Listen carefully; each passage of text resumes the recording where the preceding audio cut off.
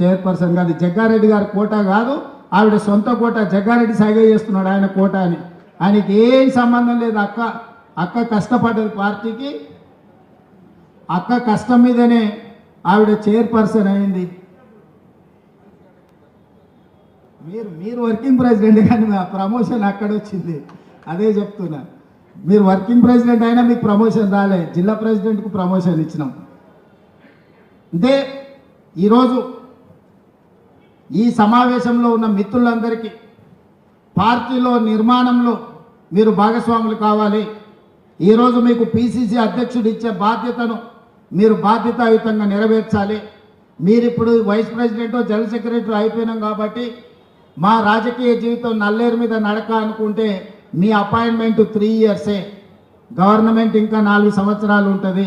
దాదాపుగా 3.5 సంవత్సరాలు, 6 నెలలు. ఎట్లాగూ 2029లో ఎన్నికలు వస్తాయంటున్నారు కాబట్టి ఇంకా 4 ఏళ్ళు ప్రభుత్వం ఉంటుంది. సరిగ్గా ఎన్నికల ముందు పనిచేయని వాళ్ళను తప్పకుండా పిసిసి అధ్యక్షుడు బాధ్యతల నుంచి తప్పిస్తాడని నేను సంపూర్ణంగా విశ్వసిస్తున్నా.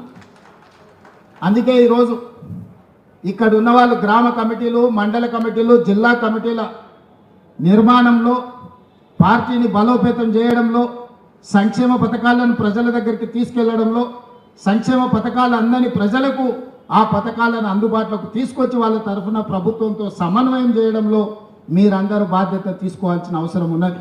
ఇవాళ రాబోయే స్థానిక సంస్థలలో నాయకుల ఎన్నికలు అయిపోయినాయి, ఎమ్మెల్యేలు, ఎమ్మెల్సీలు. ఇప్పుడు కార్యకర్తల ఎన్నికలు రాబోతున్నాయి. కార్యకర్తల ఎన్నికల్లో ఎవరైతే కష్టపడతారో, కార్యకర్తలను కష్టపడి ఎవరైతే గెలిపించుకుంటారో వాళ్ళు తిరిగి నాయకులుగా రాష్ట్ర స్థాయికి ఎదుగుతారు. అందుకే ఈరోజు పార్టీ నిర్మాణంలో భాగస్వాములు కావాలి. స్థానిక సంస్థల ఎన్నికల్లో పార్టీ కార్యకర్తలను గెలిపించుకోవాలి. అప్పుడే పార్టీ బలోపేతం అవుతుంది.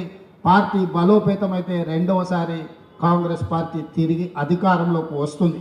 రెండవసారి అధికారంలోకి రావడం మీ చేతుల్లోనే ఉంది.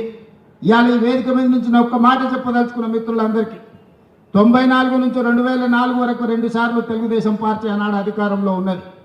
2004 నుంచి 2014 వరకు ఆనాడు కాంగ్రెస్ పార్టీ 2 సార్లు అధికారంలో ఉన్నది. 2014 నుంచి 2023 వరకు టీఆర్ఎస్ 2 సార్లు అధికారంలో ఉన్నది. 2023 నుంచి 2033 వరకు 10 సంవత్సరాలు కాంగ్రెస్ పార్టీ తప్పకుండా అధికారంలో ఉంటుంది.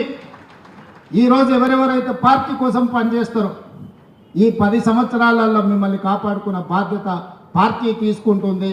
మీనాక్షి నటరాజన్ గారు తీసుకుంటారు ఈరోజు పార్టీకి. ఆ తర్వాత తరం మీరు తెచ్చుకోవాలి. నేను 10 ఏళ్ళ అధికారాన్ని నడిపించ